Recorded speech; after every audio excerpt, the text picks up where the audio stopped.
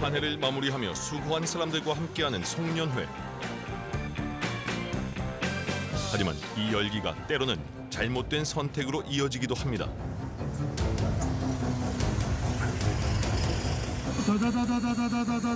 예, 됐습니다. 이거는 면허 취소서 줍니다. 현시간부로 음주운전은요 현행범으로 체포하겠습니다. 연말 연시를 맞아 경찰은 강력한 단속 예고를 했지만 음주운전은 끊이질 않는데요. 음주운전자의 약 42%가 반복적인 음주운전 경험을 가진 것으로 보고되고 있습니다. 음주운전 한 사람들은 잘 압니다. 음주운전 할 만하다는 걸 알고 또 음주운전 하더라도 제대로 걸리지 않는다. 잘 안 걸린다. 음주운전에 대한 안일한 인식 속에서 피해자들의 고통은 지금도 계속되고 있습니다. 이 뇌손상이 너무 심해가지고 이건 되돌릴 수가 없잖아요. 그 사람이 형을 몇 년을 살든. 우리 사회가 음주운전을 근절하기 위한 방안은 정말 없는 걸까요? 형벌도 중요는 해요. 그러나 형벌만으로 되지 않고 형벌과 동시에 복합적인 그런 통합적인 노력이 필요하다는 거죠. 타인의 목숨까지 앗아갈 수 있는 심각한 범죄, 음주운전. 연말연시면 어김없이 사고 소식이 들려오는데요. 음주운전을 막기 위한 예방책은 무엇인지 함께 찾아봅니다. 예, 됐습니다.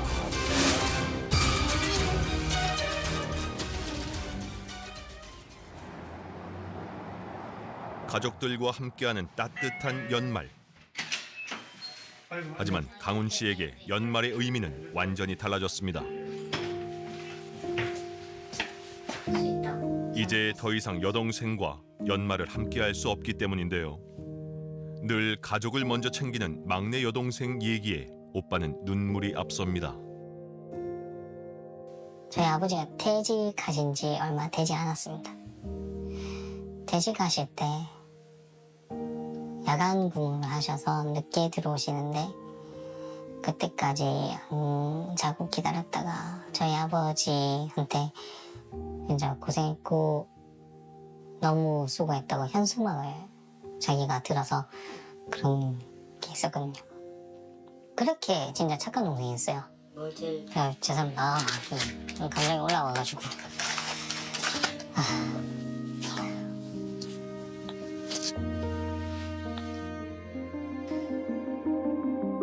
동생에게 사고가 일어난 건 지난해 4월.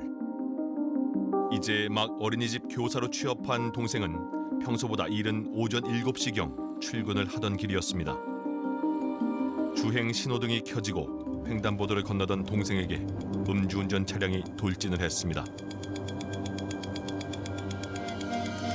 신호등이 초록불로 바뀌고 난 다음에 한 2초 있다가 건넜는데도 그 신호 위반을 한 음주운전 차량에 좀 치이게 됐었죠.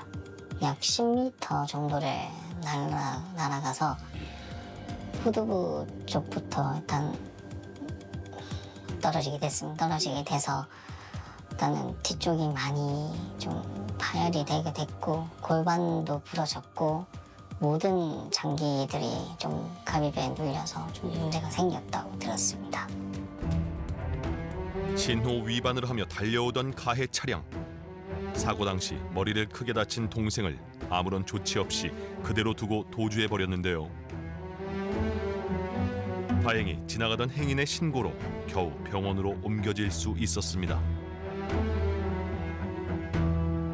가해자는 완전 완치 상태에서 인사불성인 상태라고 들었습니다. 정말 처음에 좀 화가 났던 게 처음에 자기가 친 거는 사람이 아니다.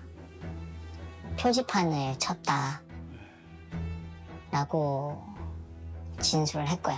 보시면은. 이후 강훈 씨는 더욱 충격적인 사실을 알게 됐습니다. 사고를 낸 가해자가 도로 맞은편에서 사고 현장을 보고 다시 도주했다는 겁니다.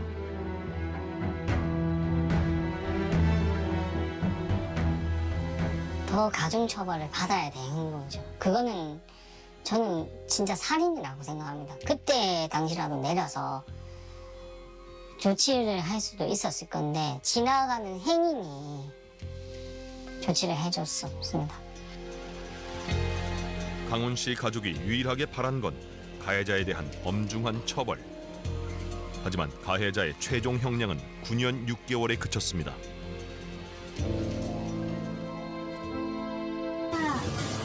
엄마 말 듣고 있지? 엄마 밖에서 지키고 있을게. 아빠하고 같이 이모도 지키고 있어. 내 말 들리지? 가족 중 그 누구도 잘못하지 않았지만 강훈 씨의 가족들 모두 그날의 고통에서 벗어나지 못하고 있습니다. 만나서 따뜻한 밥 한 끼라도 먹이고 싶어요. 지금은 차가운 땅속에 있는데 만나서 그냥 따뜻한 밥 한 끼 먹고 좋아했던 디저트라도 같이 먹으러 갔으면 좋겠습니다. 그밖에 없습니다, 진짜. 저는 누구도 겪지 않았으면 좋겠습니다. 하루마다 울부짖는 어머니의, 아버지의 울음소리를 듣다 보면 가슴을 그냥 뭉개진다는 말밖에 생각나지 않습니다. 최근 5년간의 음주운전 교통사고 통계만 보더라도 평균 15,000여 건의 사고가 있었습니다. 우리나라 음주운전 사고는 크게 줄어들지 않고 있는데요. 아직도 우리 주변엔 수많은 음주운전자들이 있고 수없는 피해자들이 생겨나고 있습니다. 우리의 목숨까지 위협하고 있는 도로 위의 무법자들. 그들은 왜 위험한 질주를 멈추지 못하는 걸까요?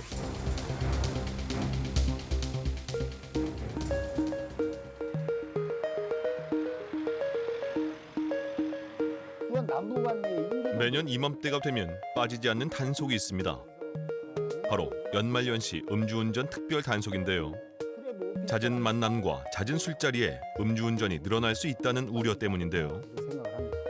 연말은 이제 송년 모임도 있고 해서 경찰청에서 연말 연시 그 음주 마약 등 운전에 대한 그 특별 단속 기간을 11월 1일부터 25년 1월 31일까지 3개월간 전국적으로 일제 단속을 실시하고 있습니다.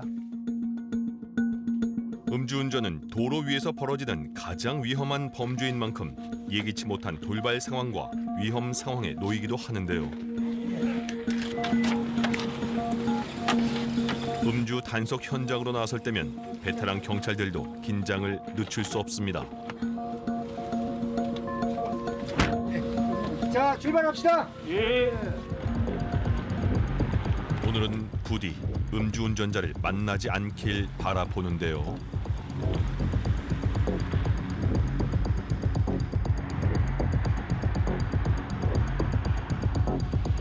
연말 연시 강력한 음주 단속이 이미 예고된 상황.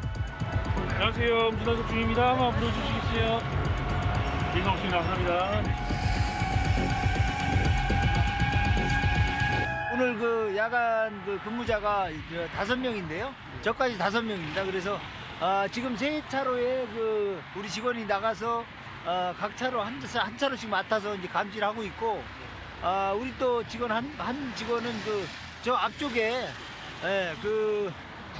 추격조, 추격조를 그 담당하는 직원은 저 앞쪽에 그 차량에 그 승차 대기하고 있습니다.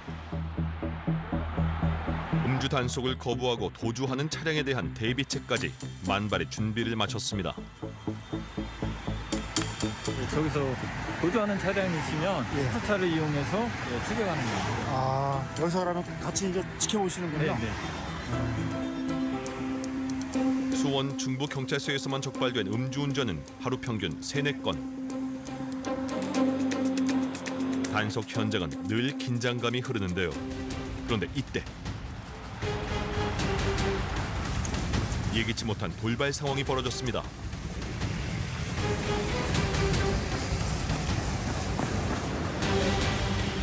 음주 단속 현장을 앞에 두고 한 차량이 갑자기 차선을 변경한 건데요.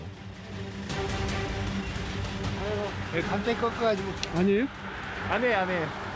아, 이게 저기 단속하는 걸 보시고 이렇게 멀리서 서시는 분들이 간혹 가다가 있어요. 그래서 차를 놓고 도망간다든지 뭐 이런 경우가 있기 때문에 그 전에 빨리 제가 뛰어가서 이제 확인하는 거죠, 이제.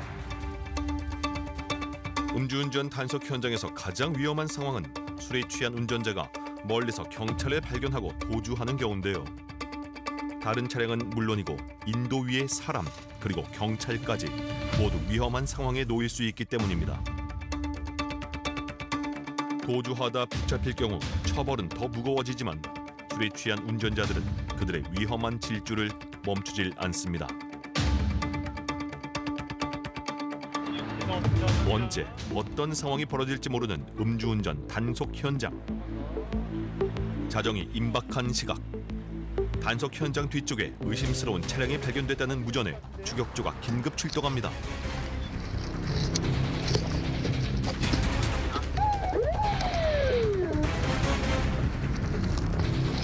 음주 단속 현장을 보고 주행 중 멈춰 있는 차량.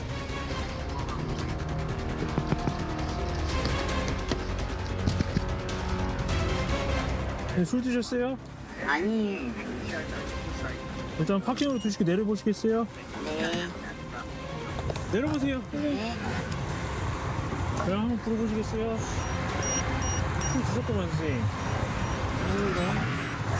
일단 일로 오세요. 아, 타지 마시고! 술은 마시지 않았다는 운전자. 정확한 음주 수치 측정을 위해 안전한 인도로 장소를 옮깁니다. 자, 우리 선생님 일로 와세요. 술 얼마 드셨어요? 네, 조금 먹었어요. 조금 드셨어요? 저희가 구강내 알코올을 좀 제거를 해야 되거든요. 네. 이걸 드시고. 통상 음주 단속은 2단계에 걸쳐 이루어집니다. 1차 감지기로 알코올 반응이 나오면 호흡 측정기로 알코올 농도를 측정하게 됩니다. 호흡을 길게 불어주시면 돼요. 자, 그럼 다다다다다다다다다다. 예, 됐습니다. 예. 수치가 이제 측정이 될 거예요. 보세요. 자, 우리 선생님 확인하셨죠? 0.090. 요거는 면허 취소 수치입니다. 현시간부로 음주운전으로 현행범으로 체포하겠습니다. 현재 우리나라 도로교통법은 혈중 알코올 농도 0.03부터 0.08 미만은 면허 정지, 0.08 이상부터는 면허 취소 처분을 받게 됩니다. 음주운전으로 사망 사고를 낸 경우에는 특정 범죄 가중처벌법에 따라 최소 징역 3년에서 무기징역까지 받게 됩니다. 면허 취소치 나왔는데 심정이 어떠세요? 운전 안 하면 되는데. 아유, 죄송합니다.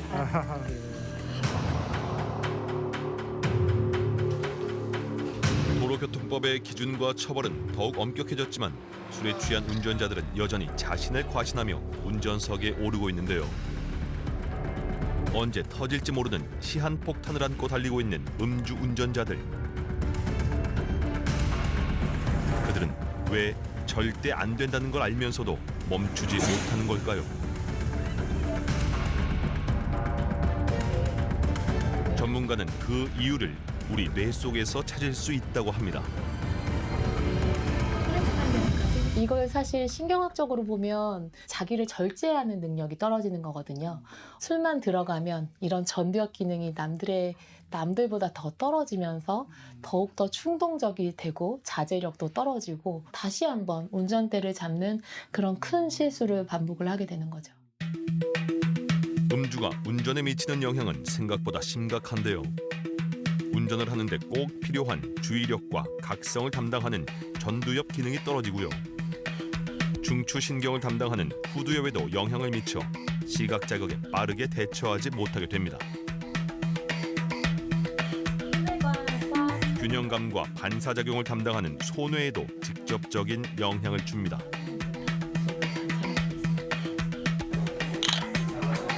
그렇다면 술을 얼마나 마셔야 이런 기능들이 영향을 받게 되는 걸까요? 딱 한 잔쯤은 괜찮은 걸까요? 사람들은 음주를 하고 나서 내가 멀쩡하다라고 생각하지만 사실 한 잔의 술로도 측정을 했을 때 굉장히 많은 차이가 있다는 연구들이 많습니다. 알코올과 뇌의 상관관계에 대한 연구는 쉽게 찾아볼 수 있습니다. 소주 두세 잔만으로도 판단력이 흐려지고 충동적이 된다는 한 연구 결과.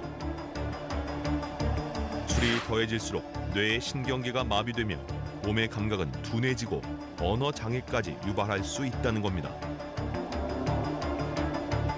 실제로 운전을 했는데 걸릴 확률이 낮다라는 걸 인지함으로 인해서 음주운전으로 이루어지는 케이스들이 많습니다. 대리가 안 와서 운전대를 잡았습니다.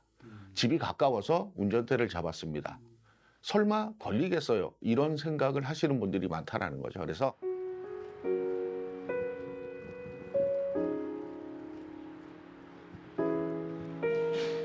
안일하게 생각했던 음주운전은 한 사람의 인생을, 단란했던 한 가정을 완전히 망가뜨렸습니다. 안녕. 잘 있었어? 네. 나 누구야? 어? 안. 나 기억하지? 이쪽도 부상이 있었고. 4년 전 그날의 흔적은 선희 씨의 몸 곳곳에 고스란히 남아 있습니다. 이 뇌 손상이 너무 심해가지고 남들보다 이른 시각 출근을 하던 선희 씨는 횡단보도를 건너던 중 신호를 무시하고 달리던 음주운전 오토바이와 사고가 났습니다.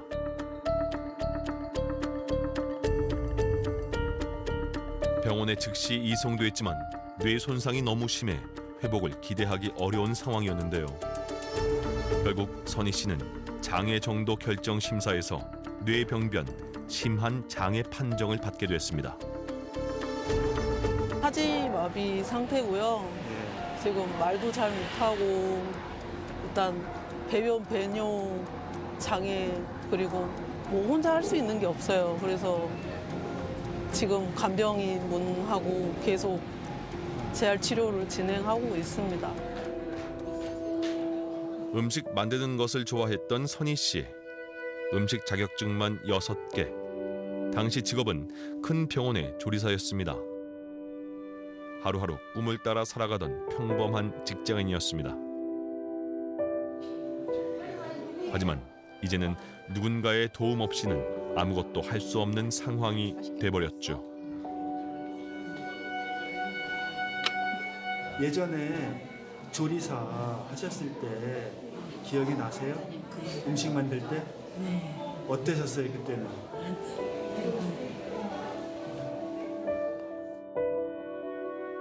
보시다시피 이게 평생 이렇게 살아가야 되잖아요. 지금 자기가 지금 무슨 행동을 하고 있는지도 모르고 그 형이 너무 조이 피해자들 입장에서는 너무 낮아요. 2심에서 2년 6개월이 나왔는데 좀 많이 나온 형량이다. 윤창호법이 적용이 안 되긴 했지만 이렇게 얘기를 하시더라고요. 근데 지금 그러면은 풀려났겠네요. 아마 작년 연말에 출소하지 않았나. 이게 병원에 가해자의 형량은 이미 끝났지만 선희 씨와 가족의 고통은 끝이 없습니다. 살이 들려서 기침하고. 음주운전 교통사고 같은 경우에는 법에 정해진 형량은 윤창호법 같은 경우에는 무기징역 또는 3년에서 30년이고 살인죄 같은 경우에는 사형, 무기 또는 5년에서 30년의 징역형입니다. 사형 같은 경우에는 사실 98년도 이후부터 시행이 안 됐고 배제한다면 그다지 차이는 안 나거든요. 법에 정해진 형량은 그다지 차이 안 나는데 양형 기준은 엄청난 차이를 보이고 또 법원에서 실제 선고할 때는 이 양형 기준 범위 내에서 상한이 아닌 하한을 선고하는 경향이 많습니다. 자동차 보험에 가입돼 있다라고 해서 이런 처벌이 음주운전을 쉽게 생각하게 만들고 나아가 재범, 상습범이 되도록 부추기고 있습니다.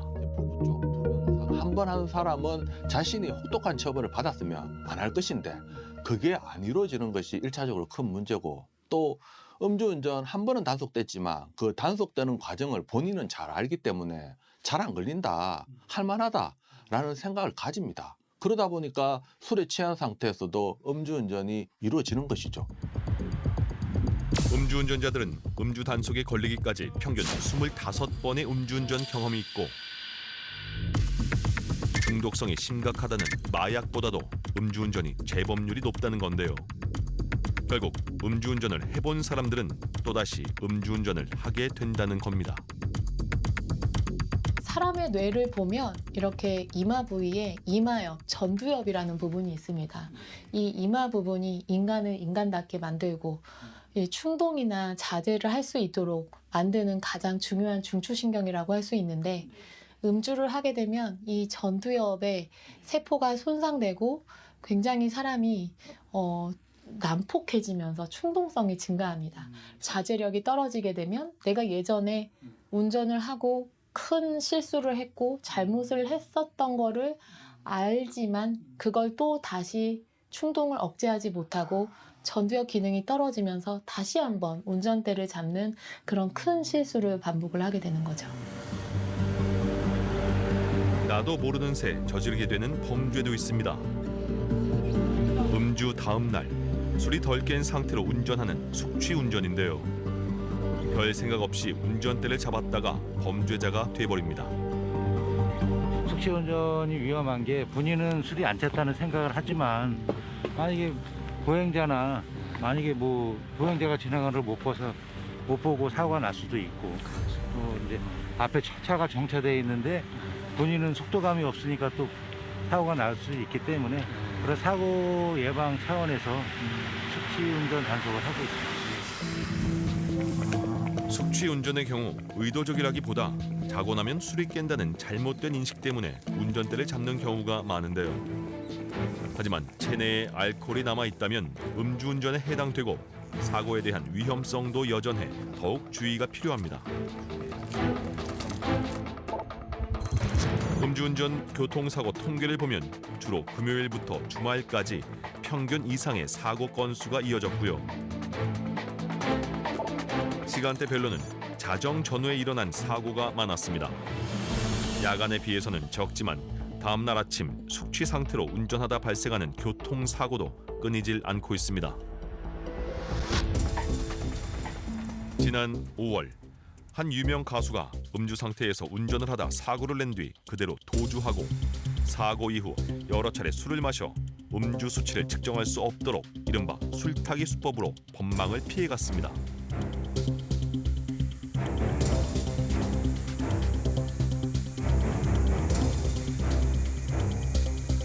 법의 사각지대를 막기 위해 국회에서 먼저 나섰습니다. 색출하고 내부 감찰. 이거는 경찰의 업무를 방해하는 것일 뿐만 아니라 원래 음주운전을 하지 못하게 하려는 목적 자체를 무력화시키는 거여서 이거는 안 되겠다. 조금 더 처벌을 좀 더 강하게 해야 된다. 그래서 이제 입법을 하게 됐죠. 민형배 의원은 경찰에 혼선을 주는 편법 행위, 일명 술타기에 관한 법안을 대표 발의했습니다. 음주 측정을 하려고 하는데 이 음주 측정을 피하거나 음주 측정을 곤란하게 할 목적으로 음주를 추가로 하거나 아니면 약물을 복용하는 경우에 대개 5년 이하의 징역, 2천만 원 이하의 벌금에 처하도록 그렇게 바꾼 겁니다. 이전보다 강화된 단속 기준과 처벌. 여기서 그치는 것이 아니라 법이 잘 작동되는지 알코올 중독 치료 등 사회적 보완 시스템이 새로운 숙제로 남았습니다. 알코올 중독에 대한 치료가 되지 않으면 아무리 강한 처벌을 해도 이 사람은 음주 상태에서는 그런 계산할 수 있는 능력이 없다는 거죠. 처벌이 아무런 효용이 없다. 그래서 알코올 중독이 먼저 치유되고 그래도 하는 음주운전 재범이 있다면 그에 상응한 처벌이 뒤에 따라야 옳다는 거죠. 음주운전은 하면 안 된다. 위험하다라고 알고 있지만 실제로 윤창호법이 어떤 내용을 가지고 있는지, 처벌이 어떻게 강화됐는지 이런 것들이 전무한 실적이죠. 젊은 청년 측에서부터 이 음주의 위험성이라든가 음주운전의 위험성을 좀 전달할 수 있는 방안이 마련돼야 될 것으로 판단됩니다.